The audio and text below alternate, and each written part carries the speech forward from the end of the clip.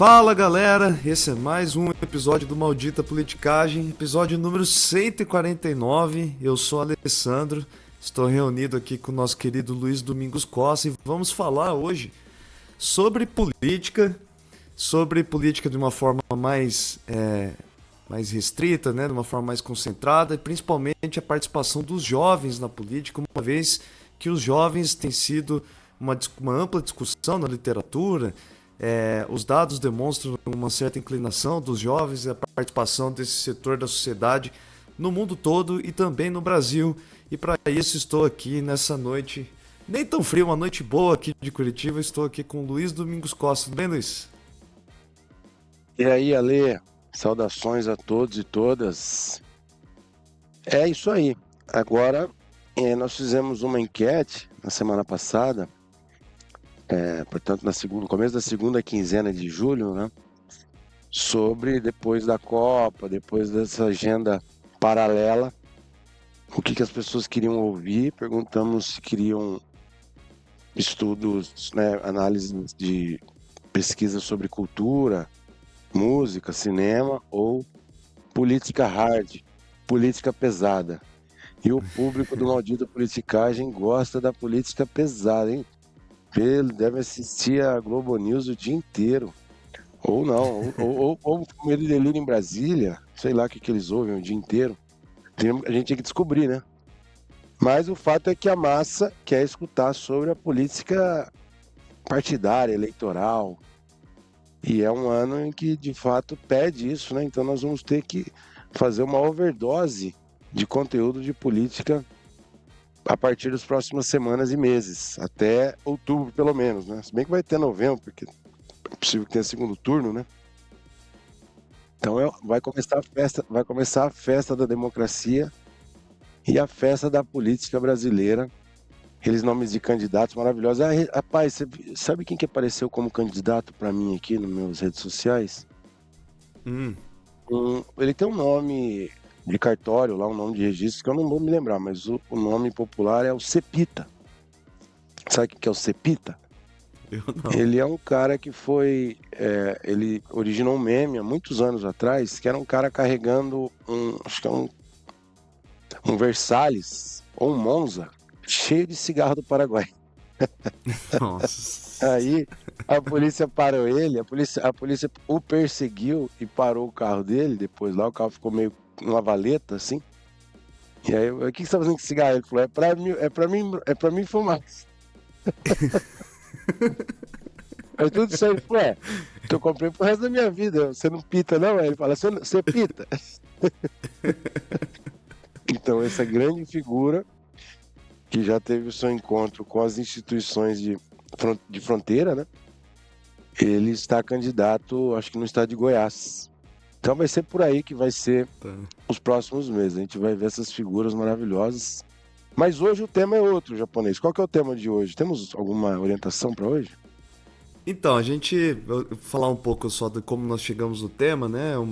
Como eu sou professor, né? A gente encontra muito com os jovens, a gente vê uma certa diversidade do posicionamento deles e notícias do mundo todo, né? Demonstram crescimentos de células ultraconservadoras, né? Entre jovens no Brasil, fora do mundo. E eu tinha uma hipótese, né?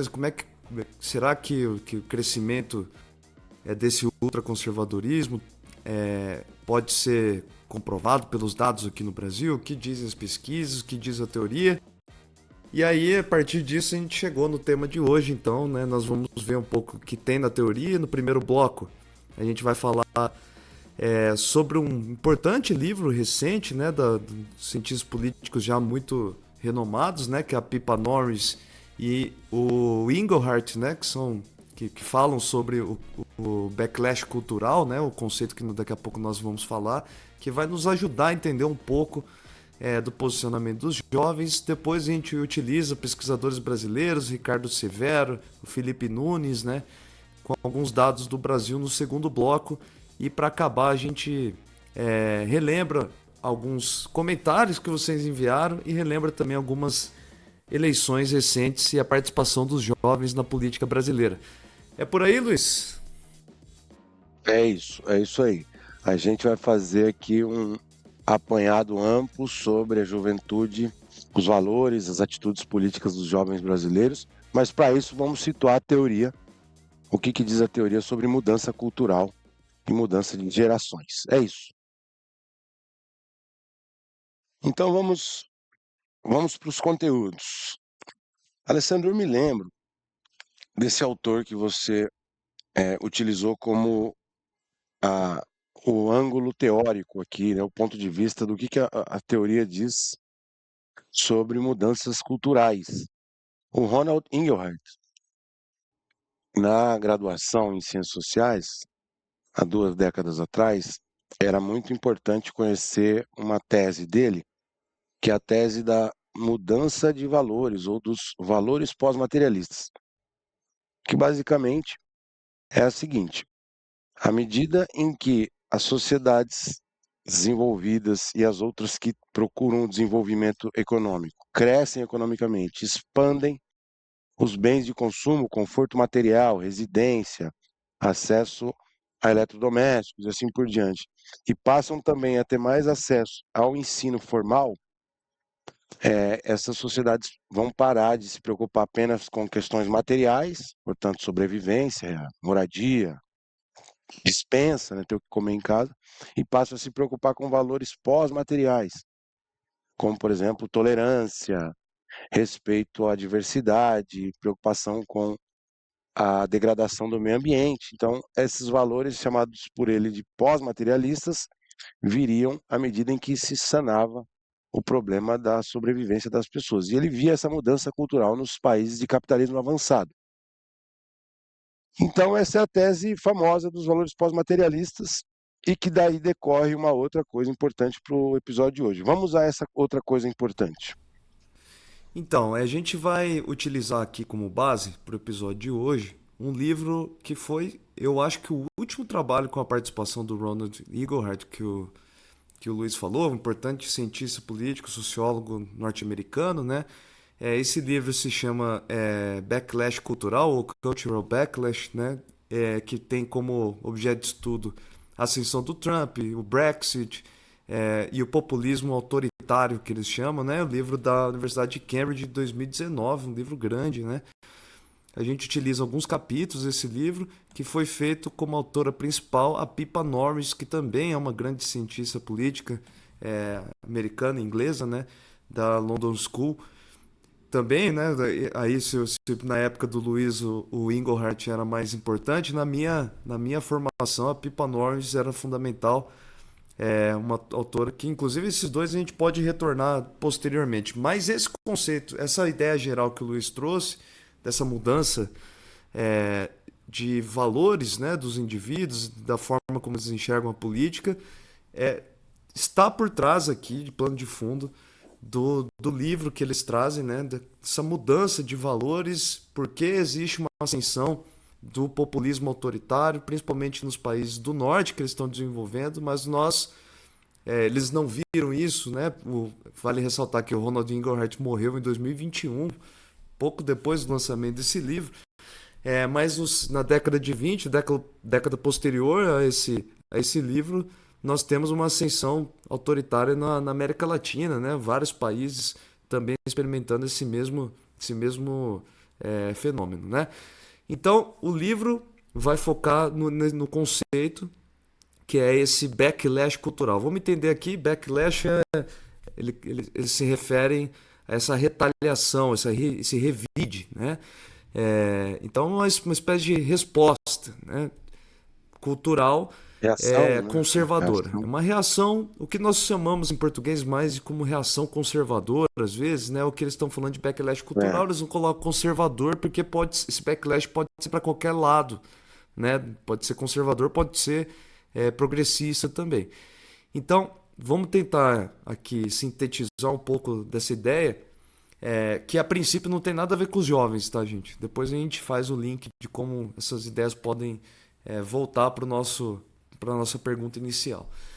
Mas ao longo das décadas seguintes ao fim da Segunda Guerra Mundial, né, esses valores pós-materialistas que o Luiz está falando durante muito tempo eles foram sendo introduzidos, defendidos, implementados nas democracias dos países, principalmente dos países desenvolvidos, europeus, Estados Unidos, Canadá, etc. Estamos falando aqui do respeito à igualdade de gênero, da diversidade, respeito aos valores democráticos, né, individualidade, educação, acesso às coisas, etc. E isso os autores chamam de uma espécie de revolução silenciosa, né? Silenciosa porque ela foi sendo pouco a pouco construída, né? Não é uma revolução abrupta, né? Ela foi sendo construída durante décadas, ao ponto que essa transformação, né, de valores pós-materialistas, elas se tornaram pouco a pouco padrão da vida no mundo europeu, no mundo desenvolvido, né, principalmente no hemisfério norte. Bom, só que ao mesmo tempo que isso vai se moldando, se tornando padrão, as pessoas que eventualmente nasceram lá atrás, né, durante o período da guerra ou até na década de 50, né, elas foram vendo o mundo se transformando de uma maneira, sem perceber isso tão rapidamente, né, ao ponto que eles se viram como estrangeiros em sua própria terra. Essa é uma citação direta dos autores, né, uma bela de uma definição, né, estrangeiros em sua própria terra, porque, sei lá, vamos pensar que o alemão, né, que está lá, o que você está rindo? O alemão está ali. É, Se não é exagero na expressão, mas vamos lá, vamos lá. ele tá lá, né? E de Vamos lá, repente tá vamos lá. cheio de Hum. turco, né? Tá cheio. Tem mulher casando com mulher, homem casando com homem, gente islâmica andando pela cidade, etc. Isso gera uma sensação de estranhamento e de não pertencimento mais àquele local, né? O que gera, né, esse contexto, então, para que venha um tipo de reação defensiva, né? O sentimento, então, é de perda, perda de poder, perda de status, de representatividade, o que vai dar, abre aspas de novo para outro conceito, uma espécie de reflexo autoritário. As pessoas começam a defender o retorno a uma sociedade que já se transformou e que para eles não existe mais. Bom, durante muito tempo isso foi sendo construído, então. Só que isso era não perceptível na maior parte das vezes, porque existia uma espécie de espiral do silêncio, né? Então os indivíduos eles sabiam que falar, por exemplo, contra a liberdade sexual, contra a igualdade de gênero, contra uma série de valores pós-materialistas, geraria uma desaprovação social grande, né? Uma rejeição. Então eles ficavam quietos, né? As pessoas ficavam quietas, que é essa tal espiral do silêncio que os autores vão destacar. Até que, em um dado momento, né, grandes lideranças políticas chegam, né, num contexto de insatisfação política contra as instituições políticas, contra os partidos, né, que foi ali essa década anterior e a década presente, né, década de 2010, 2020. Nesse contexto, políticos populistas aproveitam essa lacuna, esse grupo de pessoas desamparadas politicamente, né, sem representatividade, com esse reflexo autoritário, mas que estavam dentro do espiral do silêncio e passam a gerar uma espécie de orgulho disso, utilizar esse ressentimento, né, erguer eles como uma voz ativa e utilizam dessa força como forma de ganhar eleições, ganhar votações, como no caso do Brexit, né? Então, esse backlash cultural, né, que é essa transformação, na verdade, essa reação contra a transformação, né, da cultura, é o principal conceito para entender por que populismos autoritários surgem, então, nas décadas de 10 e de 20, segundo Pippa Norris e Ronald Eaglehart, né? É, dois complementos aqui.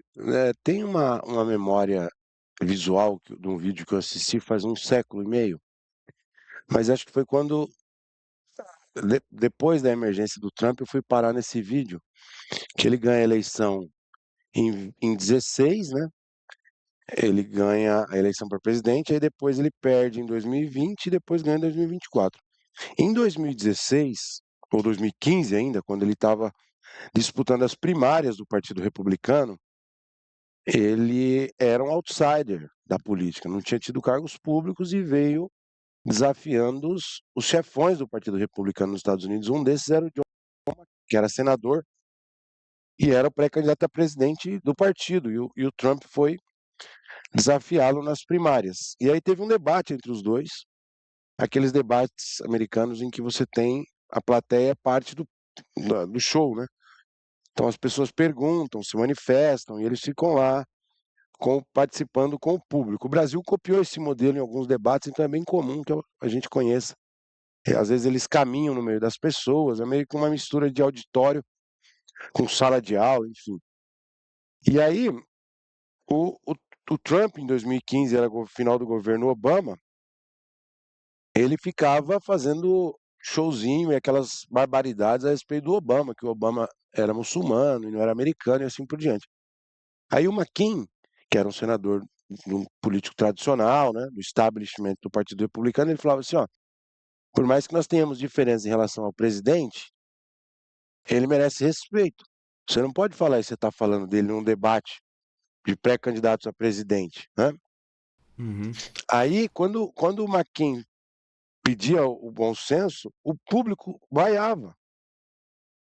Então, ali a gente tinha o ovo da serpente do que o Trump ele não é uma coisa que caiu, um meteoro que caiu ali do nada. Ele foi vendo, tanto por meio da interação com o público, como também por meio de pesquisas, né, que eles fazem muita pesquisa de opinião, essas opiniões, esse backlash dos Uhum. americanos, particularmente dos americanos de meia idade para cima, brancos e de classe média baixa. Ele percebeu que essa revide, essa revolta, estava muito represada e ele foi explorar isso. Então, quando ele Sim. fala aquelas barbaridades, ele já estudou, né, a equipe dele já sabe que aquilo vai ter uma repercussão específica, positiva, no público X, como, por exemplo, nesse debate. Esse é o primeiro ponto. Então, esses líderes populistas, eles são caixas de ressonância de uma coisa que né, já está difusa ali na cultura de um determinado segmento da sociedade. E a segunda observação, essa aqui agora para você refletir comigo, é o seguinte: o Inglehart, o Ronald Inglehart, que é o autor dessa tese dos valores pós-materialistas, quando ele fez esse livro, já em parceria com a Pippa Norris, que é a reação aos valores pós-materialistas, né? Isso. O backlash cultural é isso. Ele deve ter, a pergunta é, bom, então a tese dos valores pós-materialistas que ele formula no final dos anos 70 e 80, começo dos anos 80, aquela tese furou. Não é? Se as pessoas estavam caminhando para valores pós-materialistas e do nada uma grande parcela da população quer voltar ao passado e eliminar os valores pós-materialistas, significa que aquela tendência estava errada? Essa é a pergunta. Pegadinha aqui para os ouvintes e para você. Será que a tese dele está errada? E aí, como essas pegadinhas são um exercício meramente retórico, eu já vou responder. Ele e a Pipa Norris dizem que não. Fala, fala você. Ai, meu Deus do céu. O cara pergunta e responde. Não, fala, fala, daqui a É, pouco eu falo. Pode falar. então, eu tenho uma opinião aqui. A resposta dele e da coautora é de que não, que de fato se verifica ao longo das décadas, inclusive das últimas, a solidez de valores pós-materialistas em amplos segmentos da população, especificamente em jovens e nos países de primeiro mundo, nos países de economia capitalista avançada, em pessoas com mais escolaridade. Uhum. Quanto mais escolaridade, melhor renda e mais jovens, maior a adesão a valores de autoexpressão, identidade política, sexual e assim por diante. Valores multiculturais, defesa das pautas ambientais e tudo isso que a gente sabe o que são esses valores pós-materialistas. Se a gente quisesse dizer de forma muito chinfrim, valores pós-materialistas é o que a galera chama de identitarismo, né? Sim. Mas com outros elementos, Mas o identitarismo é uma parte dos valores Isso. pós-materialistas. É, ele responderia ali na década de 2010, ele falava, não é que não existem valores pós-materialistas, porque eles estão aí. O que existe é uma reação a eles também agora, a partir da virada do século XX para o XXI. E aí, essa é a resposta dele, acho que é isso, porque o que passa a acontecer é um distanciamento de visões de mundo de grupos da sociedade. Né? Um grupo pensa de forma cada vez mais conservadora, porque não aceita as mudanças culturais, e a galera das mudanças culturais se afasta da visão conservadora. Por isso, os problemas, por exemplo, de brigas de almoço, aquela raiva que as pessoas têm daquele perfil do tiozão, o tiozão do sedã, né? Sim, Então, essas caricaturas ilustram essas brigas que são muito generalizadas em tudo que é canto do mundo. E os políticos populistas ampliam ainda mais esses conflitos. perfeito. Então, é uma cadeia assim. Mas, no final das contas, o cultural backlash, na minha opinião, fragiliza a tese das mudanças pós-materialistas e dos valores pós-materialistas. Porque na década de 70 e 80, quando esse argumento foi apresentado, parecia que ele era uma coisa assim, mais ou menos inexorável, não tinha como escapar. Todo mundo ia ser estudante de humanas, né, defendendo o mico-leão dourado, a diversidade sexual, e achar que toda a sociedade ia caminhar nessa direção. Era uma Sim, tese muito otimista quando ela nasceu, né, nesse ciclo lá nos anos 80. Ó, o mundo vai ser vão ser sociedades inteiras e iluministas, né? sim. Pessoas que O meu acordam de, problema acordam de com isso. manhã, leem um bom livro e comem verdura e essas coisas. Assim. Não é bem assim, fala. O meu problema com isso é que tem uma espécie de associação. É lógico que ele não vai construir dessa maneira a teoria, né? Mas é uma espécie de associação entre o bem, o conforto, não conforto material, mas a segurança material e valores democráticos iluministas, né? Não se trata algumas ideias, ideologias políticas como instituições propriamente ditas, né? Elas por si só, entendeu? Elas estão ancoradas numa condição. Por que eu digo isso? Porque na medida que a sociedade tem determinadas características materiais, e isso permite defesa de valores pós-materialistas, como o Igor vai defender. Agora, quais valores? Não se pode explicar quais valores são esses, né? Apenas pela condição material. Entende? O que eu quero dizer é Sim, a defesa pela pluralidade democrática, etc., são ideias que ganharam força ao longo desse tempo, que tem a ver com a condição material, mas poderiam ser outras, né? Então é uma disputa, existe uma disputa mesmo por ideias, por ideologias, mas que obviamente que o autor trata, né? Então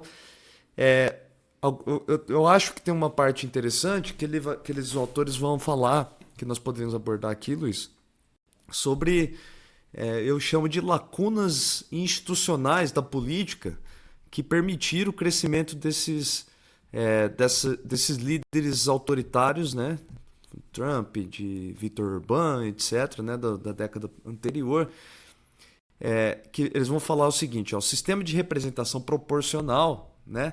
Aqueles principalmente relacionados ao parlamentarismo, né, onde os indivíduos, onde o líder, chefe de governo é nomeado a partir da composição, né, do parlamento, facilitam o surgimento desse tipo de líder na medida que a entrada de pequenos partidos possam entrar também no parlamento. Então, quando existe, né, o sistema parlamentarista, por onde surgiu, né, esse tipo de populismo ultraconservador, do backlash cultural, surgiram através de pequenos partidos radicais, né, que entram no parlamento, ganham representatividade e se tornam voz. Né? É o caso da AfD, por exemplo, na Alemanha, né, que eles estão falando.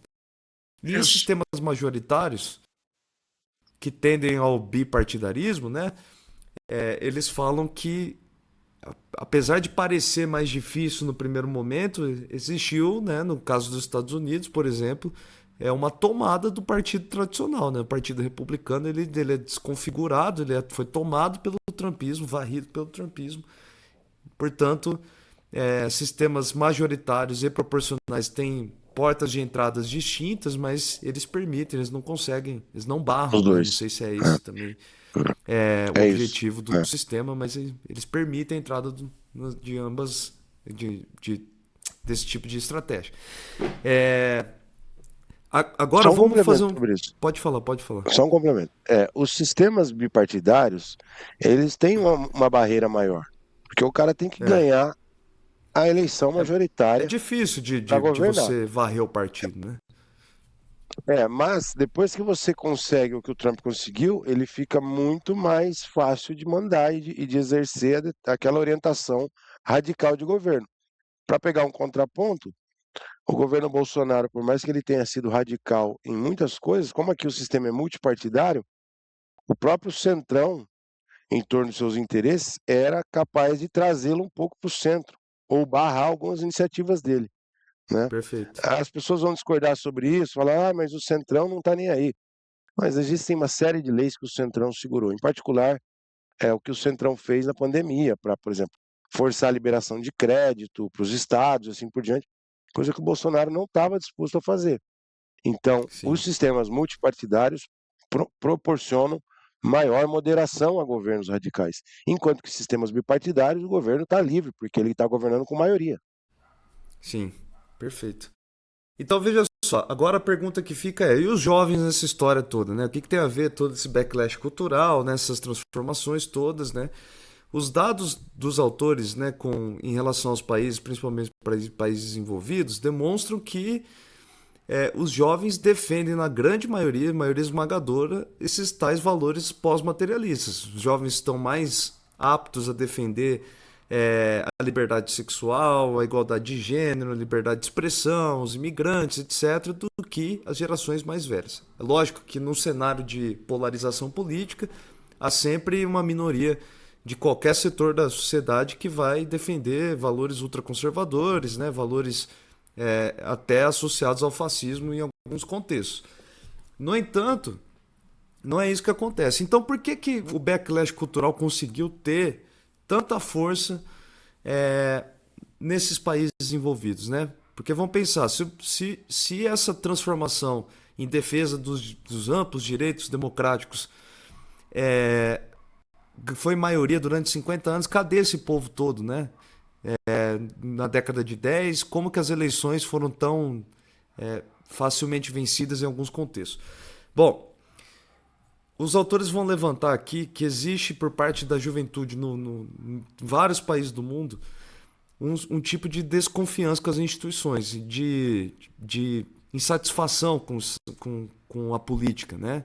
Então esse discurso antipolítica, como essa visão de que a política não vai resolver os problemas, ela está associada desde os tempos de que a estagnação econômica atinge boa parte dessas nações, a entrada de imigrantes, né, a falta de mudança na perspectiva de vida.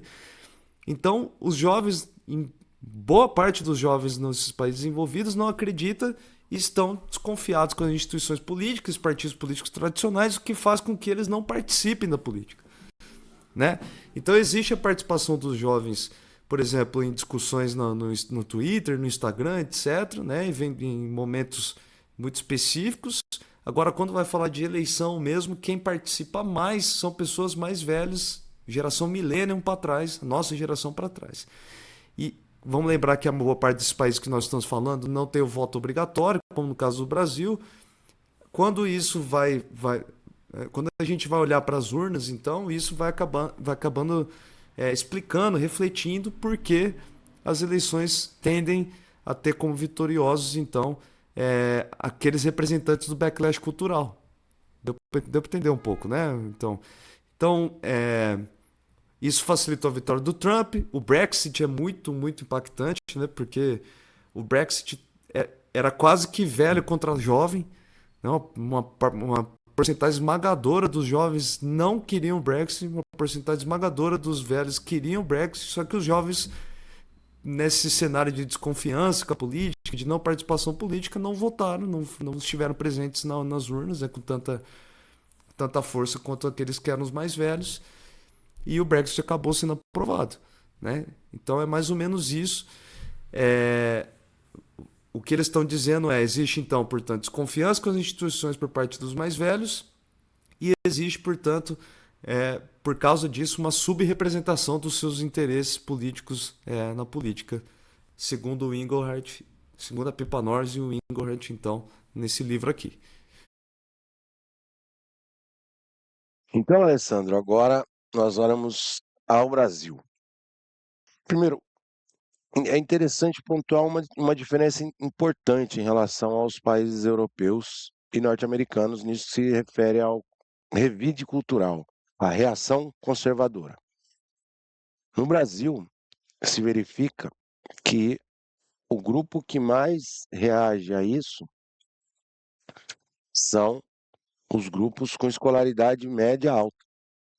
É, Então, nos Estados Unidos e em países como a Alemanha, França, Itália, o- o- a, a reação conservadora parte de grupos com baixa escolaridade e mais velhos. No Brasil é com grupos com mais velhos e com média alta escolaridade. Embora, aí que vamos entrar nos dados mais importantes para o nosso episódio, no caso dos jovens, isso é diferente, né? Os uhum, jovens com alta escolaridade no Brasil têm maior propensão a valores pós-materialistas. Os jovens, mas os idosos ou pessoas de meia idade com alta escolaridade, elas estão putaça com os jovens, elas estão querendo dar burdoada em jovem por conta dos valores políticos e das atitudes dos jovens. Nós vamos esmiuçar isso com detalhes. Traga o ponto de partida do autor que você pesquisou, fazendo um favor. Então vamos lá, o exercício agora, Luiz, a gente vai pegar então a forma como nós terminamos o primeiro bloco, né? A teoria da Pippa Norris e do Engelhardt falando sobre como os jovens desconfiam das instituições políticas e o backlash cultural, essa reação então aos valores democráticos, aos valores, vamos colocar, de igualdade, né, construídos no século XX. E aí, para responder como os jovens brasileiros se posicionam, se localizam em relação a isso, a gente vai utilizar o trabalho do Felipe Nunes, né? Brasil no Espelho, que traz uma série de dados, né, sobre vários pontos, vários grupos sociais diferentes, né, inclusive um capítulo dedicado ao choque geracional que a gente vai utilizar. E o trabalho do Ricardo Gonçalves Severo, né, que é um sociólogo que estudou juventude política. Então a gente utilizou alguns dos seus artigos, dos seus livros para construir aqui a nossa análise. Então, algo que os autores, todos esses dois livros sobre o Brasil confirmam, né? Os jovens brasileiros possuem, apresentam um desinteresse político, né? Isso é observado através tanto de entrevistas quanto de análises mais quantitativas, né? Então, há uma desconfiança, né, com partidos políticos, a visão de que os políticos, em sua maioria, são corruptos, não prestam, são pouco eficientes, né? O Estado é ineficiente, partidos políticos precisam se renovar, etc. Toda essa insatisfação que existe lá na Europa, existe aqui também. Mas os jovens, diferente do que eu pensava lá no começo, né, como eu apresentei no bloco de apresentação, eles aqui no Brasil, não, em sua grande maioria, não são conservadores. Eles defendem também as pautas identitárias mais do que as gerações anteriores. Então, os jovens se mobilizam em pautas transversais, identitárias, em sua maioria, e atuam principalmente nas redes sociais, que se tornam um ambiente de informação, debate, construção das suas identidades políticas. Né? É a rede social, o embate, a eleição do jovem, né? Onde que ele se Isso. coloca como um A, cidadão. poli- a politização dos jovens se dá não pela via institucional, né, de partidos, de eleições, de posicionamentos fortes em relação a líderes políticos, mas por meio das redes sociais e por meio dos temas transversais e identitários. Então, esses Sim. jovens discutem muito questões de racismo, sexismo, mas, por outro lado, eles não querem saber de DEM, PSD, PT, ou querem saber menos do que É, outras gerações. Seria isso. sim. Então, de forma bem resumida, os jovens apoiam, na sua grande, grande maioria, 70%, né? Tudo isso que eu estou falando é mais gira em torno de 70%. Igualdade de gênero, igualdade racial, liberdade religiosa, liberdade sexual, democracia, tudo isso a grande maioria esmagadora dos jovens defende, tá? No entanto, existem grupos, subgrupos, né, do que nós estamos falando de jovens, que indicam uma maior adesão ao conservadorismo aqui no Brasil. Um desses grupos nós já falamos anteriormente, né? É lógico que isso também poderia render um trabalho mais aprofundado da nossa parte para destrinchar, mas são jovens que se identificam com a matriz evangélica aqui no Brasil. Né? Esse grupo tende a apresentar valores mais conservadores, né, em relação a essas pautas identitárias. E outra coisa que me chama muita atenção, e aí depois eu posso falar por conta própria, é perceptível isso com o professor, eu acho que a maioria dos professores vão concordar comigo, é uma adesão muito maior dos meninos ao, a esse backlash cultural aqui no Brasil. Então, se a pergunta, vamos fazer um nozão aqui do nosso episódio. Existe backlash, reação cultural aqui no Brasil, entre jovens? Sim, existe. Não é a maioria, é uma minoria. Existe principalmente entre os meninos e entre setores mais associados aos evangélicos aqui no Brasil. Isso. Deixa eu. Termina o seu ponto, perdão. Não, não, pode falar. Terminei. Eu queria apresentar essas gerações da pesquisa do livro do Felipe Nunes rapidinho, porque ela vai ser didática em alguns outros dados aqui. Então, Uhum. o livro Brasil no Espelho, que é um grande retrato da cultura, dos valores dos brasileiros, ele tem um ângulo de observação que é o geracional. E aí É. o livro é segmentado em 4 grupos geracionais.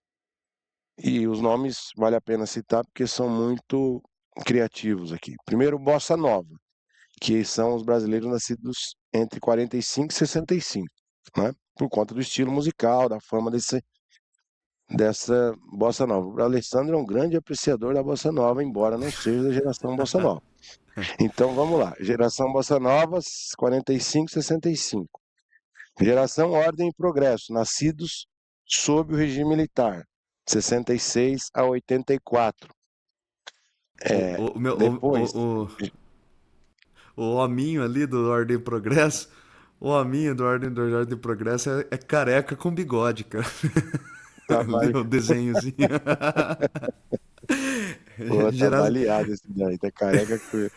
Tá, geração. A Ordem e Progresso são os nascidos sob o regime militar de 65 a 84. Em seguida vem a geração da redemocratização, que são aqueles nascidos entre 85 e 99, 2000, e a geração .com são os nascidos a partir do século XXI. Né? Então, geração .com porque são nativos digitais, Sim. já nascem com as telas na sua vida. Tá dando risada, né, Alessandro? Eu sei que você tá fazendo alguma pesquisa, Luiz, mas eu pergunta, gostaria de pergunta, registrar. pergunta Claro, séria agora é a seguinte: eu gostaria de responder. de qual Fala. geração o senhor faz parte? Ordem e Progresso, com muito orgulho. Sou da Ordem e Progresso, não porque eu sou da geração que nasceu sob a ditadura militar. Eu sou da geração Ai, anti-ditadura militar. Mas eu nasci no final desse período, dessa geração aí. Eu sou da década de 80, todo mundo sabe disso. E você? Você acha que você é da geração.com, mas você já vai se tornando um trintão de respeito. Então você é da redemocratização, eu né? sou Então da é isso. É isso. redemocratização. Tá.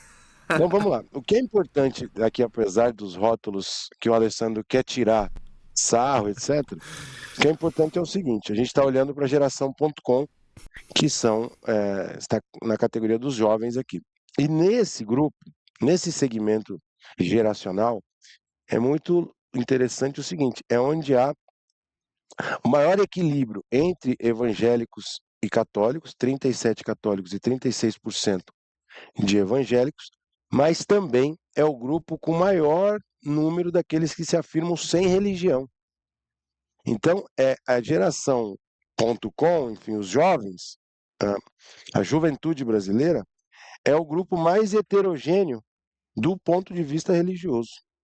E também, em É, alguma medida, isso vai se revelar do ponto de vista cultural, porque você tem jovens muito progressistas, que são valores pós-materialistas ambulantes, né, de autoexpressão e etc. E você também tem muitos jovens evangélicos. Então você tem as sim, duas pontas, né? Então isso é muito importante para entender a juventude brasileira. Ela é tudo menos homogênea do ponto de vista religioso e também do ponto de vista das suas atitudes políticas. Isso é importante para entender manifestações de todo tipo, valores políticos e eleição, né? sim, Por exemplo, veja só que interessante. É, é, a, é, a, é a faixa geracional da geração ponto .com é aquela que tem maior número de pessoas que não se identificam como heterossexuais. Só 87% desse grupo se afirma como heterossexual, menor faixa. Os grupos da Bossa Nova é quase 96%, 97% de pessoas que se apontam como heterossexuais e nos jovens só 87%. Então é bastante grande, 13% o número daqueles que se identificam com outras identidades sexuais. E por aí vai. Mas, do ponto de vista religioso, é um grupo bem mesclado, bem heterogêneo. 37% sim. católicos, 36% de evangélicos e 21% sem religião. É um número bem alto para o Brasil. Então, só pra gente encerrar aqui a nossa discussão do segundo bloco, Luiz, tem uma coisa que eu Não, acho muito Serra, tem coisa para interessante. falar aqui, paizão. Não, então, eu queria retornar ao ponto é, dos meninos e das meninas, né? Diferença de gênero e posicionamento político, Ó, ideológico. antes disso, eu sei que isso é importante. Peraí, mas deixa eu colocar aqui o negócio seguinte. Há algumas mudanças importantes que não diz respeito à diferença entre meninos e meninas. Por isso que eu quero colocar aqui, tá? Tá, É o seguinte: quais são as mudanças de opiniões políticas relevantes desse grupo da geração.com? Primeiro, eles são mais favoráveis a políticas sociais, são. comparativamente aos três outros grupos. Então, aqui é uma mudança importante, porque essa geração nasce sob a vigência do Bolsa Família e de outros programas sociais, né, que esse programa é implementado, principalmente o Bolsa Família, a partir de 2003. Então, os jovens de hoje, 20, 22, 19 anos, toda essa galera nasceu já com o programa em andamento. Portanto, é o efeito da própria longevidade do programa sobre esse grupo. Tá? Uhum. São os que mais apoiam programas sociais de todo tipo. Isso é uma mudança importante que muda até os valores de meritocracia dessa parte da população. Porque Aliás, a Luiz, só, meritocracia é só, um valor uma- muito. só um ponto sobre isso que você está falando. Eu vi agora, essas semanas anteriores, que a aprovação do Lula aumentou muito entre os jovens, principalmente por causa do programa Desenrola, Enrola. né, Tá, recentemente. isso é Então importante. É é um exemplo disso, de que algumas políticas, especialmente aquelas que afetam o ponto de vista educacional, né, elas tiveram muita influência nessa melhoria da perspectiva do governo atual, né, com os jovens. então, mas é importante, porque é o grupo também, Alessandro, que mais oscilou ao longo dos últimos um ano e tanto, quase 2 anos, de É, aprovação ao governo. Então, agora o Lula teve uma grande recuperação da sua aprovação entre os jovens, mas ele andou muito mal no ano passado. é, Ele andou perdendo muito apoio. Então, é também um segmento muito crítico e muito volátil. Isso é que é muito. importante. Não significa que agora, por exemplo, que ele teve uma recuperação nos últimos 2 meses, 3 meses entre os jovens, especialmente por causa do desenrola, não significa que isso vai se manter até a eleição. Isso é um Sim, cenário, é um grupo com particularidades. Os pesquisadores, os publicitários eleitorais, eles sabem que é um grupo com muitas particularidades e tem que fazer campanha específica para esse grupo. Enfim, agora, para fechar, além da mudança de valores mais favoráveis a políticas sociais, e, portanto, uma ideia de que entre os jovens dessa geração.com também existe muito o valor do meritocracia, que está arraigado na sociedade brasileira. É uma sociedade que defende que as pessoas devem se esforçar para conseguir as coisas, mas também afirmam que os pobres se esforçam para merecer política social. Então, é o grupo que mais aceita essa frase de que os pobres se esforçam. Então, os jovens, independentemente das diferenças de renda, etc., de religiosidade, eles tendem a apoiar políticas sociais e apoiar políticas distributivas para os mais pobres. Isso é uma mudança importante que deve se cristalizar com o tempo. Quer dizer, quanto mais as pessoas ficarem velhas, mais elas vão, essa tendência continue. Em outro Sim, ponto importante, uma mudança positiva é em relação ao racismo. De 55% a 60% da população da geração.com afirmam que existe racismo no Brasil. Isso está na casa de 15% entre a geração bossa nova, 13% a 15% na bossa nova. sim. Então, é mais do que, é quase triplicar o número de pessoas que reconhecem a existência do machismo na sociedade brasileira entre os jovens do que em relação aos mais velhos da amostra da pesquisa do Felipe Nunes. E isso aqui também é efeito da mudança cultural de adesão a valores de igualdade racial, E, é- resultante das cotas, resultante de uma série de políticas públicas, mas também da afirmação que o movimento negro conseguiu na mídia, na propaganda e assim por diante, né? sim. Então, para fazer o gancho, Luiz, com esses dados que você trouxe do Felipe Nunes, a ideia do Engelhardt dá certo também, né? Uma vez que o Brasil melhorou, né, no ponto de vista material, É, né, que a existência, a é, sobrevivência se tornou mais simples, abriu-se espaço para que é valores verdade, Alessandro. pós-materialistas possam surgir no Brasil, né? É verdade. É Você deu um belo overlap uma agora, boa. verdade. Mas eu queria voltar o ponto, justamente porque eu acho que esse ponto entre mulheres e homens, jovens mulheres, jovens homens, ele é um exemplo do conceito central do episódio de hoje, que é o backlash cultural, o revide cultural, né? É, porque veja só, essa diferença que nós apresentamos sobre o Brasil, de que meninos jovens tendem a ser mais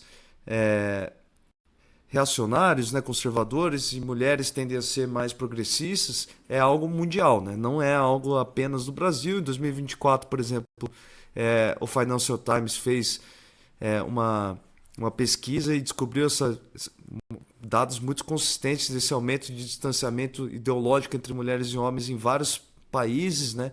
Estados Unidos, Europa, Ásia, África, todos essas regiões do mundo representam o mesmo padrão, mulheres mais progressistas, homens mais conservadores. E aí, para linkar com a teoria, né? Porque isso também é um backlash cultural. Embora seja entre jovens, que parece ser um contrassenso, né? Os jovens, mesmo aqueles que não viveram uma época onde as mulheres eram praticamente excluídas da vida pública, eles sabem, né? Eles conhecem resquícios dessa vida, né? No universo masculino, eles têm conversas, né? Eles conseguem acessar o mundo do passado através da memória que se tem ainda na sociedade. E é um tipo de reação também, né? Reação do mundo masculino.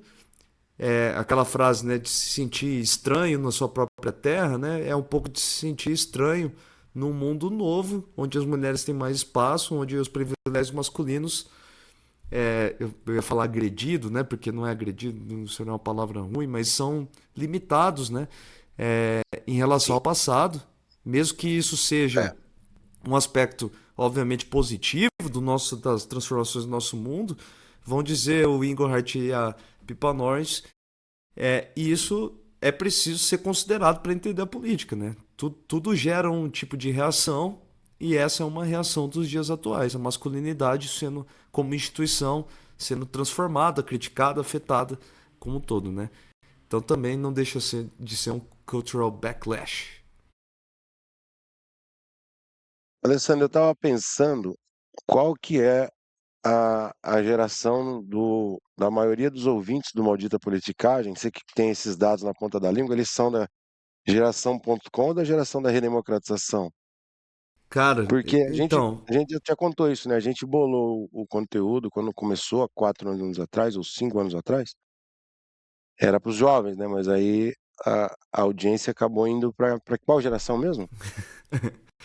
É que é engraçado, né? Mas também um grava o podcast no almoxarifado, eu gravo aqui também, tudo fodido aqui com o meu celular fazendo luz, Ah, não tem nada tinha que ter de um interatividade. estúdio É jovial, né? óbvio que o Tudo mais nosso, jovem, é né? óbvio que o nosso Mais colorido, né? produto ia chamar a gente da nossa própria geração, né? Então, É. a maior parte dos nossos ouvintes são da redemocratização e ordem e progresso. E aliás, tem uma coisa, quem ouve mais podcast tem mais ou menos entre 30 e 40 anos, quem assiste mais ao YouTube tem entre 40 e 50 anos, o maior extrato do nosso Interessante, podcast. interessante. Então, beleza, Alessandro. Então, para os ouvintes da geração da redemocratização, mas também para os ouvintes da Ordem e Progresso e também para Ponto .com, que tem uma turma mais nova que ouve Maldita Politicagem, né? Tem, Minoria, tem. mas tem. Um abraço aos jovens de todo o Brasil varonil. O que que nós temos nesse bloco para essa turma, Alessandro? Vamos lá. Vamos lá, Luiz. Só para a gente linkar com o grande tema desse ano, né? Depois da Copa do Mundo se tornar um fracasso para nós brasileiros, as eleições em 2018, né? Fui resgatar o dado. Eu me lembro que o Bolsonaro tinha ganhado a maioria dos votos, né? Mas por causa dessa insatisfação que existe de forma mais ou menos generalizada nas classes médias, né? Contra o governo os governos, né? Do Partido dos Trabalhadores, que ficou durante muito tempo. Imagina, velho, se você ser jovem, na verdade, você cresceu num Brasil que todo o tempo foi governado pelo PT. PT. É, para quem Então, nasceu em 2000 até 18, né?